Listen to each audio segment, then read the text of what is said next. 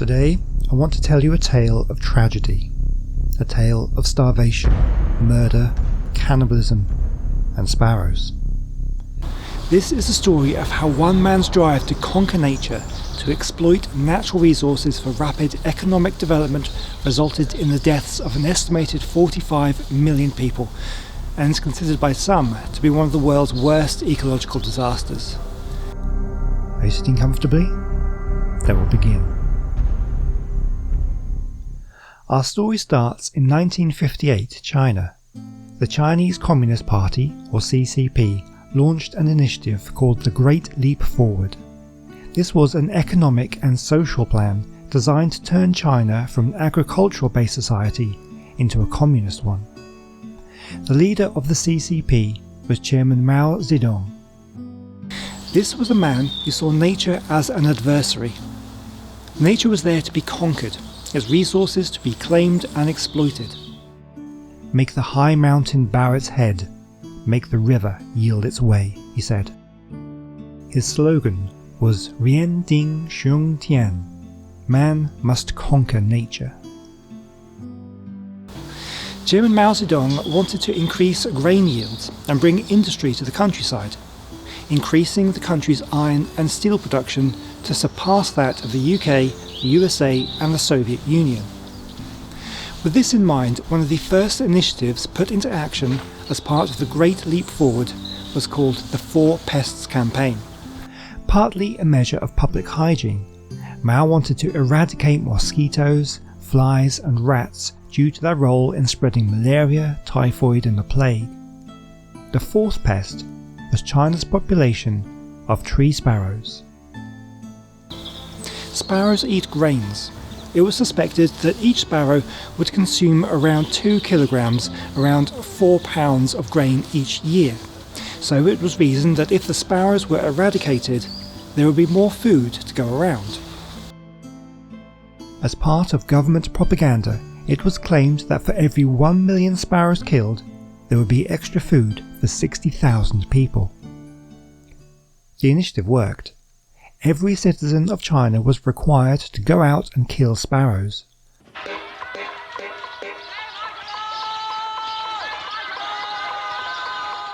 Mobs of people would destroy nests, smash eggs and kill chicks. Birds would be shot. People would gather banging pots and pans and drums or wave communist flags, all to scare the birds and prevent them from landing until they were too exhausted to fly and would just drop out of the sky. It was treated like a war, with the brave people fighting a battle against the pests. Thousands of sparrows were killed every day. There are no official reports of how many sparrows were killed, but given that every one of China's 600 million people were required to kill sparrows, it can be estimated that if they just each killed one sparrow, at least 600 million sparrows would have lost their lives. During 1958, China's population of tree sparrows was brought to the brink of extinction. So how does this relate to the Great Famine and the deaths of millions of people? Well, we'll get to that in just a moment. There's a little more context to set up first. Chairman Mao wanted to increase grain yield. To do this, he implemented many unproven agricultural processes, such as sowing seeds closer together in a mistaken belief that seeds of the same type wouldn't compete with each other. A deep ploughing technique was introduced, incorrectly believing that this would create larger and stronger roots. Moderately fertile land was ignored in favour of the most fertile land, believing that this would lead to increases in per acre productivity. These poor practices led to decreases in production rather than the expected increases. Local leaders who oversaw grain production were scared to report genuine figures and so inflated their yield numbers. Sometimes these numbers were inflated 10 times higher than actual production in an effort to win praise from their superiors and perhaps get to meet Mao himself as a reward. These inflated numbers, however, meant they were required to sell more grain than they could spare, leaving nothing for the rural community that grew it. But remember, Mao also wanted to increase iron and steel production. To do this, many agricultural workers were moved to work in industry. This meant that when the harvest time arrived, there was a shortage of workers, and many crops were left to rot in the fields. By this time, there was a major shortage of food. This wasn't helped by poor weather and flooding that already threatened the harvest. And now we come back to the sparrows. It turns out that sparrows don't just eat grains. Another major food source for them was insects, particularly locusts. In 1959, with no natural predators left, swarms of locusts descended on the fields and ate vast amounts of food intended for the people. Compared to the relatively small amount of grain the sparrows ate, it became obvious that the killing of sparrows was a terrible mistake. The sparrows, as it turns out, play a vital role in protecting the crops, rather than the reverse that people had been taught.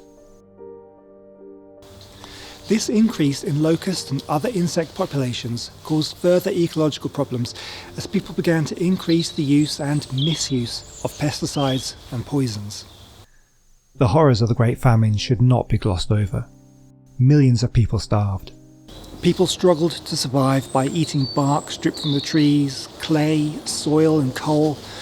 The droppings of egrets, a fish-eating wading bird, were collected, rinsed and steamed. But worst of all, there are many oral reports of cannibalism. People would eat the dead, even digging up the recently buried. Many people were murdered for food. The estimated death toll of this time varies considerably, ranging from 15 to 55 million people. But not all of those died of starvation.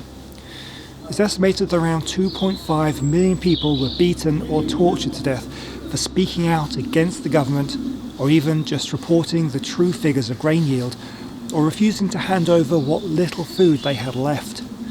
People who tried to flee the country or attempted to steal food were also killed. It's also estimated that around 1 million people committed suicide. What makes these deaths even worse, if that's even possible, is that many of them could have been prevented. State-owned granaries held millions of tons of grain that could have fed the whole population. But these stores were never released to the general population. The reasons behind the decision to withhold these grain stores is unclear. Perhaps the government officials were unaware of the extent of the crisis, or perhaps they were just unwilling to face the truth. In an effort to save face, Chairman Mao was still exporting grain to the Soviet Union, in part to pay off China's debt, but also to say to the world, look, my policies are working.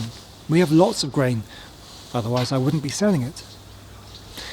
The world wasn't always convinced, and aid was offered by several countries, including the USA. But this aid was refused. Chinese officials were slow to react, but eventually things changed. Policies were adapted, and as for the sparrows, 250,000 were imported from the Soviet Union to kickstart China's population and get the locusts under control. So what can we learn from this? The intricacies of nature should not be underestimated. Ecosystems can be a delicate thing. The removal of just one element can have catastrophic consequences. Mess with nature at your peril.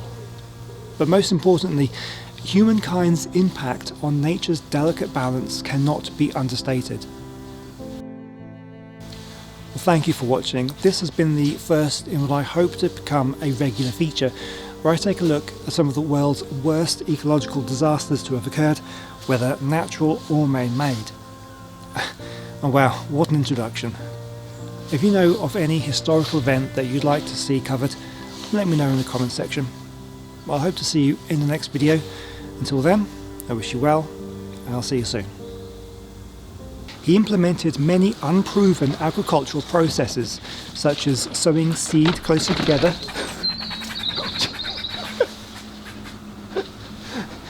That was a very angry squirrel. Let's start this bit again. I'll keep that in.